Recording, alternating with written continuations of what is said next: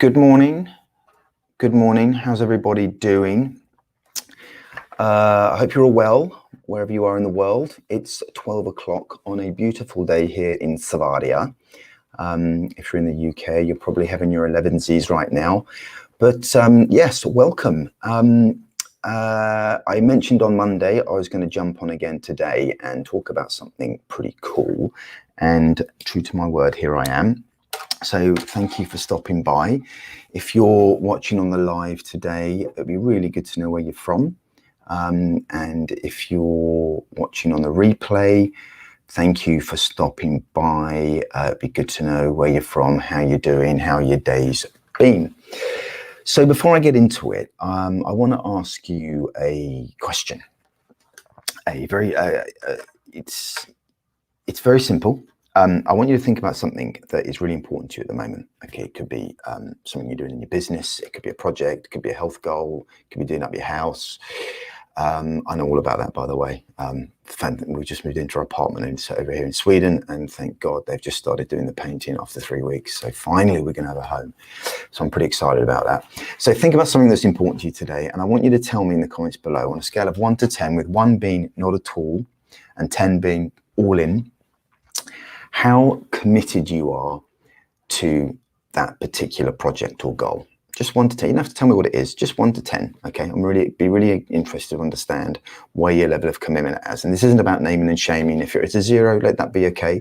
And if you're all in on it and you're 100%, let us know that as well. Okay, cool. So I'm going to talk a little bit this morning, over the next 10 minutes or so, about one of the most important distinctions that I have come to learn, which is the difference between showing up all in, performing at the highest levels of passion and enthusiasm, versus allowing ourselves to box a little bit below our weight and kind of just go around playing the motions in our comfort zone a little bit and not quite getting to where we want to get to. Before I get to that, and before I talk about that distinction, I'm going to read a passage from a book I've been writing for way too long now, but I will get there eventually, which documents, it's sort of an autobiography really, that documents my experience of getting sick, how I dealt with that, and some of the things that I learned to survive that. And in the same token, some of the things that I advise other people and some of the things that I bring into my work. So I'm going to read a short passage at the end of that book to give you some context. We are now at the end of part 1, where I have received a pretty awful diagnosis. The months preceding this particular part of the book, I had been deteriorating in my health quite significantly. I ended up in hospital very, very poorly, unable to walk, and pretty much on death's door. I just got the diagnosis that I had got a very advanced stage of multiple myeloma, which is a really nasty type of bone marrow cancer that had been eaten away at my bones and just slowly kind of eating me from the inside out. So things were pretty bad. Okay, things were pretty bad, and this is one of the last paragraphs in the last chapter of the book, but it bears relevance, so bear with me.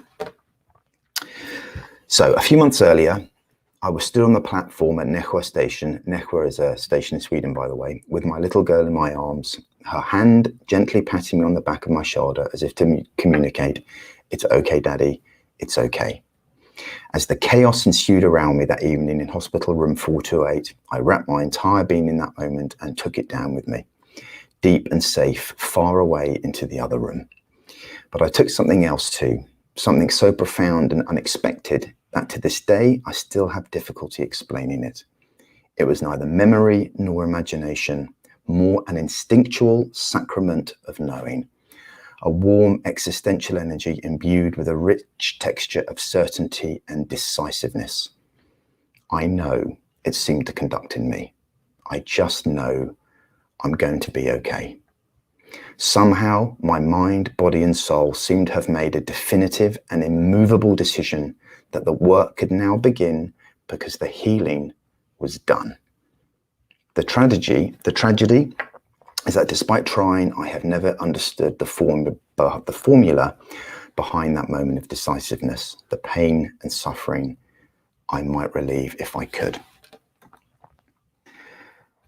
So there you go. What on earth has this got to do with that distinction between showing up as our best selves and allowing ourselves to box below our weight? Well, the answer really lies in the power of decision. So, like I said in the book there, that was a really difficult time in my life, but I was gifted with this incredible moment of decisiveness. And it's probably the one moment in my life that I have felt the power, the phenomenal power of an unconditional choice, an unconditional decision, because by rights, I shouldn't be here today. You know, I was really fucked, guys. I mean, I was out, but something allowed me, something inside of me made a decision that it was done. I was healed and now I could do the work. And I think about that moment a lot, and I've tried to unpack it. I've tried to decode it, because like I said, the amount of suffering that formula could, you know, relieve on people. And I think a lot of it's got to do perhaps with the upside of getting better. I just had my daughter, was very young. I'd only been recently married. I'd lived life. I wanted to live. But I think also I had no prior experience. I had no confirmation bias to try and take me in direction or add any negativity to it, or any put it in my way to suggest that I wouldn't be okay. So I think there are a few elements that lined up to make that decision available to me. But what I want to ask you right now is, it goes back to that point about, you know, something that you're trying to achieve in your life today, and where you are in terms of that commitment. I want you to have a think about your own life right now, something that you're trying to achieve. It could be business, it doesn't have to be, it could be anything in your life, as long as it's important to you. And just ask yourself, through this lens, have I decided to do something, or have I decided it's done? Because I believe that the difference between those two is where the real power is, and where the real transformation comes from. Have I decided to do something? Am I in the process of still sort of figuring it out? Am I being held back or limited a little bit by ambivalence and by uncertainty? Or am I all in? I've just made the decision, it's done, I've put it to bed, and now I'm doing the work. Because the difference between those two is phenomenal.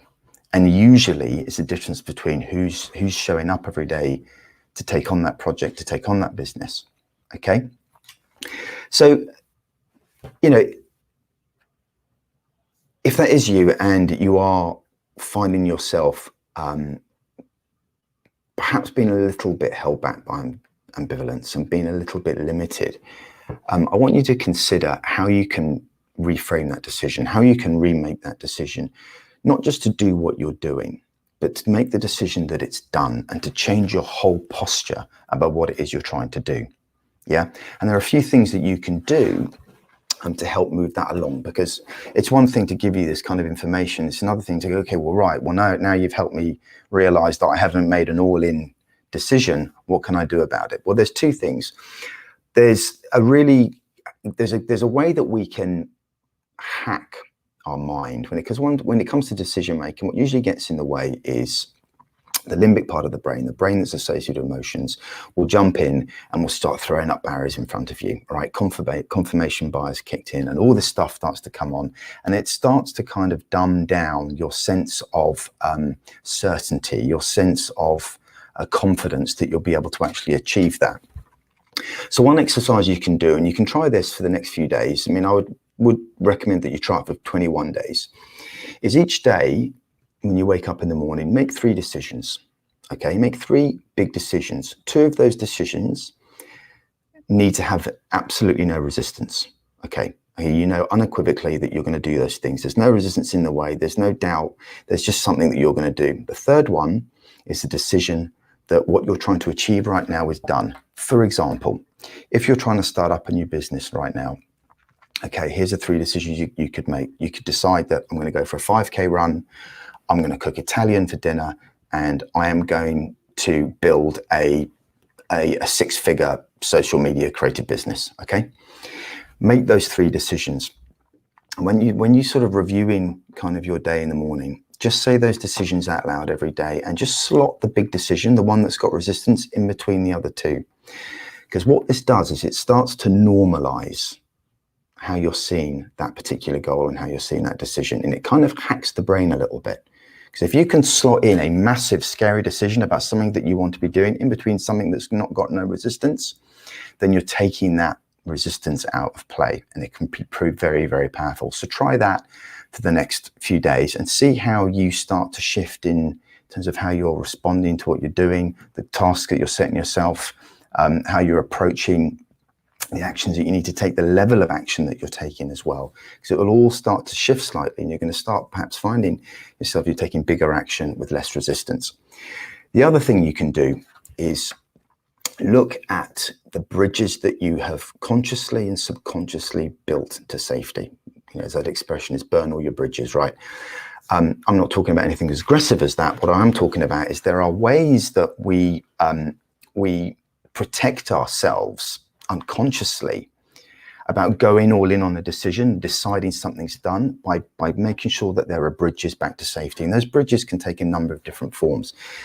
They can, like, backup plans. For example, if you're, let's go back to that example, you're running a business right now. If you're trying to build a business, honestly, have you got other things in backup that's protecting you, that if that fails, then I can always go back and do this thing, okay? Because that's just a bridge, right? And that's going to keep you from going all in on what you want to do. It's an excuse not to go all in. Look at the kind of actions you're taking. Are they familiar? Are you staying within your comfort zone? Or are you out there playing your highest game? Are you taking on big, scary action? Are you coming from a place of avoiding possible failure? Or are you all in on the excitement and the exhilaration of the possibility and the what if this is going to get me towards where I want to be much, much quicker? So look for bridges that you have made connected back to the old version of you that's keeping you perhaps stuck and anchored in that old version. And finally, you can do a what if exercise, and this can be quite revealing. So basically make 2 lists. List number 1 is make all the reasons, what if this fails? Make all the reasons why this new venture or this project or this thing you want to do will fail. Get them all out and be honest. So just you and yourself, just list them all down. And on the second one, all the reasons why it will work. Now, you just need to look at those 2 lists and ask yourself, which one of those is longer? Okay, if the list of all the reasons why this could fail is longer than why it can succeed, then you know you've got a bit of a problem. Okay, you've got some challenges that you need to work through. It's not a problem. Let me rephrase that. You've got some challenges you're going to need to work through, and you might find that actually there's quite a lot of insight and opportunity for growth in that list of reasons why it not work. Okay, so take that list and split it out into 2 more lists. Number 1 is which of those things on that list of all the reasons why it might not work are objectively true, that you've got evidence to back them up. And if you're sitting down with somebody having a chat, you can unequivocally say, look, this is a real issue. Okay, this is axiomatic and it could get in my way. Okay, awareness is 80% of change. Okay, so being aware of those things, you can start to tackle them. The other part of the this might fail list is all the stories, the stuff that you're just telling yourself in your head. Now, these could be well-established stories, and they could be very painful, and to you, they could be very real, but they are nonetheless stories. And again, it's like I say to everybody I work with, awareness is 80% of change, and being aware of these stories, getting them out in written form and looking at them in the eye, you can start taking action against them. So how do you do that? Well, chances are you'll be able to just, through the eyes of awareness and with the desire to achieve what you want to achieve, you can pretty much just let them go. If something is showing up that's particularly painful, then you can go and get some additional help with that. Okay, whether that's coaching, whether it's hypnotherapy, whether it's CBT, there's lots and lots of help out there. The key is to get it all out and really understand, okay, I have made a decision to sort of try and achieve this. I can't get to a place where I've decided it's done and just cut all the bridges and be all in on that. And the reason I can't decide that is because this, and this. I can let those ones go. I need to get help with this. This is taking positive, definitive action against what you want, because eventually you're going to be able to get to a position where you can decide it's done. And when you get to that place and you can feel that power and feel that sense of freedom, everything starts to change. The way you show up changes, the way you act changes, the decisions you make within that business change as well, and the results and your growth and your transformation is going to get quicker and quicker and quicker.